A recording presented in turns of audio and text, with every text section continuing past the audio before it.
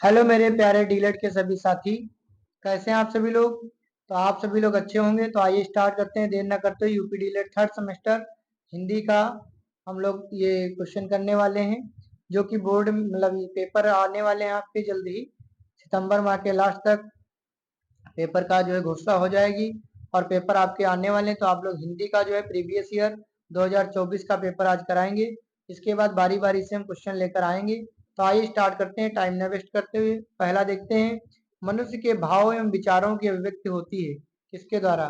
तो भाव भंगिमाओं द्वारा, संकेतों द्वारा, वाणी द्वारा, उपयुक्त सभी। तो इसका राइट आंसर हो जाएगा उपयुक्त सभी द्वारा, डी विकल्प। अगला है, निम्न में से कमल का पर्यायवाची नहीं है। कलम जो कमल है, कमल का सरोज भी होता है, जलज भी होता है, जल में उगता है, पुंडरीक भी होता है, लेकिन पयोद नहीं होता है। तो इसका राइट आंसर यही हो जाएगा, पयोद।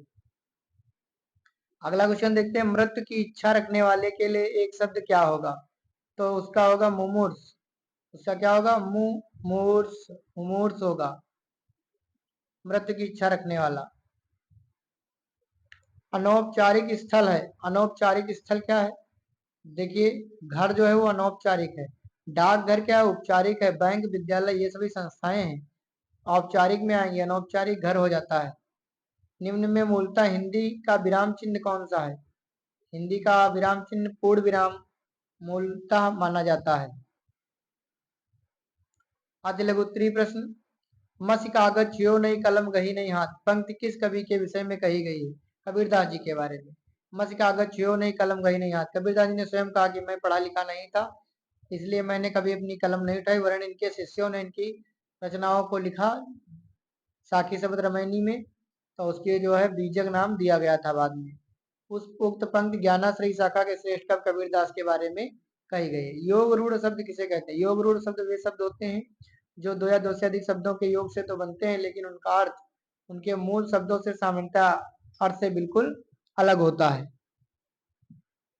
मिलते बनते तो दो या दो से अधिक शब्दों से हैं, लेकिन उनका अर्थ मूल शब्दों के सामान्य अर्थ से बिल्कुल अलग होता है। जैसे राजपुत्र, राजा प्लस पुत्र से मिलकर मिला है, तो राजपुत्र यानी अर्थात राजा का बेटा अर्थात राजकुमार।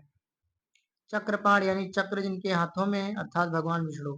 लगभग कह सकते हो कि ये बहुब्रीहि समास के अंतर्गत आ जाते हैं योग रूढ़ शब्द। तत्सम शब्द किसे कहते हैं? तत्सम शब्द जो शुद्ध शब्द होते हैं उनको हम लोग तत्सम शब्द कहते हैं, यानी संस्कृत के वे शब्द जो ज्यों के त्यों हिंदी में प्रयुक्त होते हैं तत्सम शब्द कहलाते हैं। जैसे गगन, गगन माने आकाश, चंद्रमा, वृक्ष, कमल, मानव। जैसे मानव है तो ये तत्सम है, मनुष्य हो गया तद्भव, वृक्ष का पेड़ हो गया तद्भव, चंद्रमा का चांद हो गया तद्भव, गगन का आकाश हो गया तद्भव। तो ये तत्सम संस्कृत से निकले हुए शब्द होते हैं, शुद्ध शब्द होते हैं। मूल्यांकन के उपकरण बताइए। मूल्यांकन के उपकरण, सबसे पहले आप उसको ऑब्जर्वेशन करिए, अवलोकन करिए, फिर साक्षात्कार करिए, इंटरव्यू फिर प्रश्नावली, फिर यहाँ पर परीक्षण फिर सर्वेक्षण आदि मूल्यांकन के उपकरण है। किन्हीं चार तत्सम शब्दों का तद्भव रूप लिखिए। जैसे अग्नि का आग तद्भव, दुग्ध का दूध तद्भव, हरिद्रा का हल्दी, भ्रमर का भंवरा, ये सब इधर के तद्भव हैं और इस साइड के तत्सम शब्द हैं। आंखें खुलना मुहावरा का अर्थ लिखिए। आंखें खुलना मुहावरे का अर्थ होश आना या सचेत होना। वाक्य प्रयोग, जब परीक्षा में कम अंक आए तो महेश की आंखें खुली।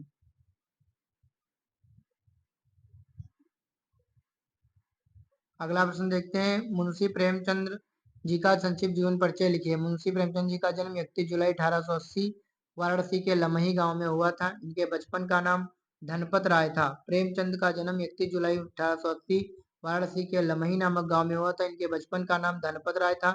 इनके पिता का नाम अजायब राय था, जो डाक खाने में मामूली नौकरी करते थे। प्रेमचंद के बचपन से ही साहित्य में दिलचस्पी थी। उन्होंने हिंदी तथा उर्दू दोनों भाषाओं में लिखा है। प्रेमचंद ने हिंदी समाचार पत्र जागरण तथा साहित्यिक पत्रिका हंस का संपादन और प्रकाशन भी किया। इनका निधन 8 अक्टूबर 1936 को हो गया था। उन्होंने कई कहानियां, उपन्यास, नाटक लिखे हैं।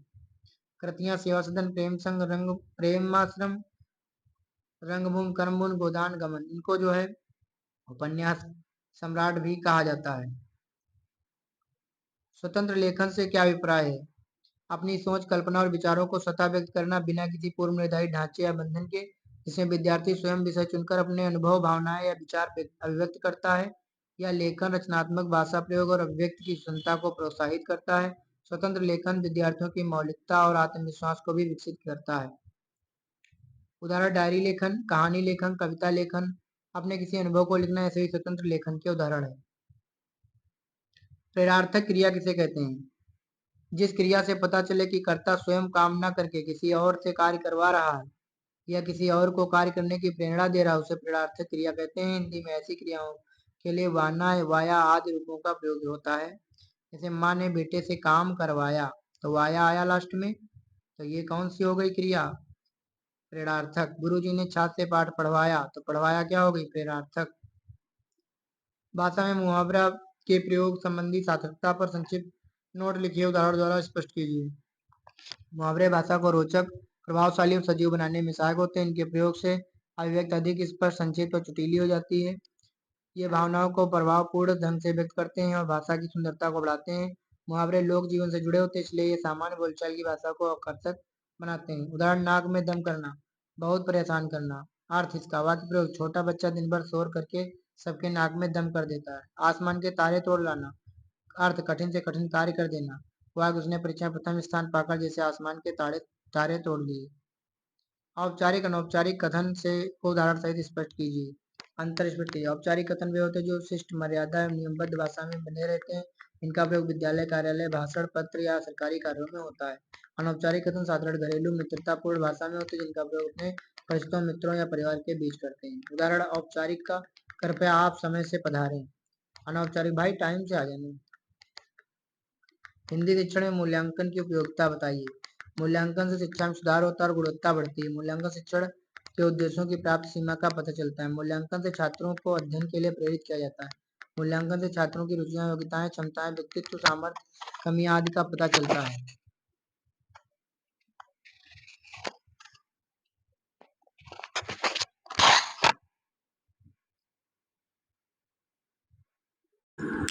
साथियों, यहाँ पर माइक हमारी गड़बड़ कर गई थी, तो आपको वॉइस नहीं आई होगी। चलिए मैं यहाँ से आगे बढ़ता हूँ। मूल्यांकन से अध्यापक की अपनी कमी का पता चलता है और वह अपने शिक्षण को बेहतर बनाता है। 18वां प्रश्न, हिंदी भाषा में उच्चारण अशुद्धियों के प्रमुख कारणों का उल्लेख कीजिए। वागेंद्रियों में विकार जैसे कंठ, ताल, होंठ, दंत आदि अंगों में दोष। मनोवैज्ञानिक कारण जैसे भय, संकोच, शीघ्रता, विलंब आदि। ये सभी समस्याएं होंगी तो आप अच्छा उच्चारण नहीं कर पाएंगे। उच्चारण तत्व के ज्ञान का अभाव, ध्वनियों व शब्दों के उच्चारण में पूर्ण सावधानी न रखना, क्षेत्रीय बोलियों का प्रभाव, दोषपूर्ण आदत। चलिए यहाँ पर आप सभी का थैंक यू। थोड़ा आपका जो है वीडियो में बीच में वॉइस प्रॉब्लम रही है। अगर आप चैनल पर नए हैं तो चैनल में और ढेर सारी वीडियो हमने अपलोड की हैं थर्ड सेमेस्टर की, आप लोग उसमें प्लेलिस्ट में जाके देख सकते हैं।